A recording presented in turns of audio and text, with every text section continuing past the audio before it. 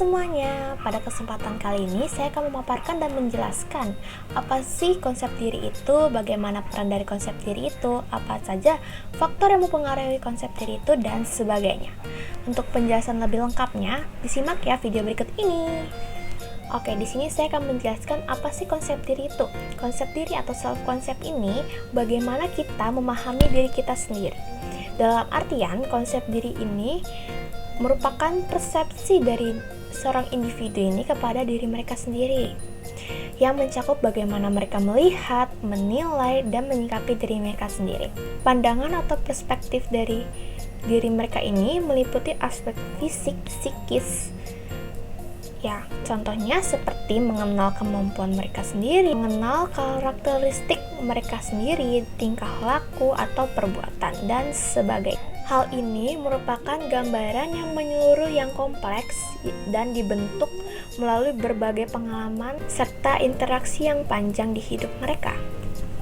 Oke, selanjutnya saya akan menjelaskan nih sudut pandang para ahli apa sih konsep diri itu. Konsep diri menurut Carl Rogers ini mendefinisikan konsep diri sebagai gambaran yang terorganisir, konfigurasi persepsi individu tentang diri mereka sendiri. Sedangkan menurut William James ini membedakan antara diri saya atau I dengan diri aku atau me. Diri adalah saya, ini adalah aspek objektif diri seperti karakteristik, fisik, lalu prestasi, dan peran sosial. Sedangkan diri aku adalah aspek subjektif diri yang mencangkup pikiran, perasaan, dan pengalaman internal. Lalu, apa sih tujuan dari konsep diri itu sendiri?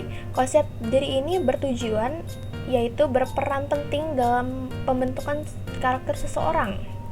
Karakter yang dimiliki seseorang ini merupakan hasil dari pandangan orang tersebut terhadap dirinya sendiri. Dengan kata lain, karakter seseorang ini akan sesuai dengan cara mereka yaitu memandang diri mereka sendiri. Di awal saya sempat mengatakan bagaimana sih peran dari konsep diri itu sendiri.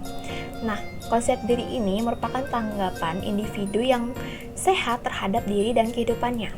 Konsep diri ini juga landasan dasar untuk menyesuaikan diri. Dengan kata lain, konsep diri ini merupakan hal yang sangat mempengaruhi penyesuaian diri dan merupakan faktor yang penting dalam perkembangan diri seseorang. Oke, selanjutnya saya akan menjelaskan mengapa konsep diri itu berpengaruh pada perilaku seseorang. Konsep diri ini merupakan inti dari kepribadian seseorang dan sangat berperan untuk membentuk dan mengarahkan perkembangan kepribadian serta perilaku seseorang di lingkungannya. Perkembangan kepribadian seseorang ini sangat dipengaruhi perkembangan konsep dirinya, yang pada gilirannya akan mempengaruhi perilakunya sendiri. Lalu apa sih yang mempengaruhi konsep diri pada seseorang itu? Konsep diri pada seseorang ini merupakan hasil dari proses belajar yang terjadi dari sejak kita kecil hingga dewasa. Hal yang mempengaruhi konsep diri ini bisa berasal dari faktor lingkungan, pola asuh, orang tua, ataupun pengalaman selama mereka berproses sepanjang kehidupannya. Oke, selanjutnya saya akan menjelaskan faktor-faktor yang mempengaruhi dari konsep diri itu. Oke, yang pertama di sini ada orang lain. Gabriel Marsh menjelaskan bahwa kita mengenal diri kita sendiri dengan mengenal orang lain terlebih dahulu. Bagaimana Anda menilai diri saya akan membentuk konsep diri saya sendiri. Kemudian, tidak semua orang lain itu dapat mempunyai pengaruh yang sama terhadap diri kita sendiri. Ada yang paling berpengaruh, yaitu orang-orang yang paling terdekat dengan diri kita. Mereka ini adalah orang tua kita, saudara-saudara kita, ataupun orang-orang yang tinggal di rumah kita yang punya ikatan emosional kepada kita. Dari mereka lah ini, secara perlahan-lahan kita dapat membentuk konsep diri kita sendiri. Senyuman, pujian, penghargaan, pelukan mereka menyebabkan kita dapat menilai diri kita sendiri secara positif. Yang terakhir di sini ada kelompok rujukan, yaitu sebuah pergaulan bermasyarakat.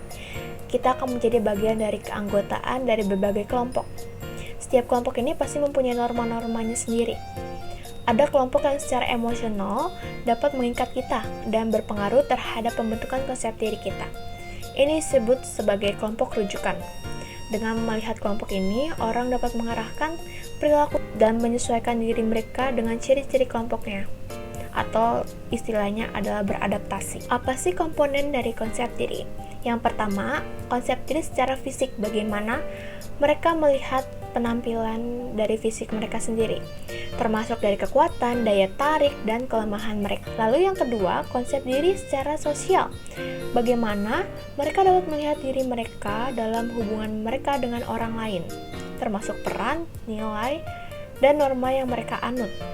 Oke, yang terakhir di sini ada konsep diri secara psikologis. Nah, bagaimana si individu ini dapat melihat sifat-sifat kepribadian mereka, termasuk secara emosional, motivasi, dan kemampuan mereka. Lalu ada pembentukan dari konsep diri. Apa aja sih? Konsep diri ini akan bermulai sejak usia dini dan akan terus berkembang seiring berjalannya waktu. Faktor-faktor apa aja sih yang mempengaruhinya? Yang pertama di sini adalah pengalaman pribadi, yang dimana ada keberhasilan, kegagalan, dan interaksi orang lain terhadap hidupnya. Lalu yang kedua di sini ada pengaruh orang lain, yang dimana ada orang tua, teman, guru, dan panutan lainnya. Yang terakhir ada budaya dan norma, yang dimana budaya dan norma ini terdapat nilai-nilai dan ekspektasi yang dianut oleh masyarakat itu sendiri. Selanjutnya saya akan menjelaskan seberapa penting sih konsep diri yang positif itu. Konsep diri yang positif ini sangat penting untuk kesehatan mental dan emosional si individu ini sendiri. Orang dengan konsep diri yang positif umumnya, yang pertama ada memiliki rasa percaya diri yang tinggi, yang kedua memiliki harga diri yang baik, yang ketiga mampu menerima diri dan kekurangannya, yang keempat memiliki hubungan yang sehat dengan orang lain, yang kelima mampu mencapai tujuan mereka sendiri. Oke, mungkin sekian penjelasan saya pada kali ini. Mohon maaf jika ada kesalahan kata maupun penjelasan yang kurang jelas. Sekian dari saya, terima kasih.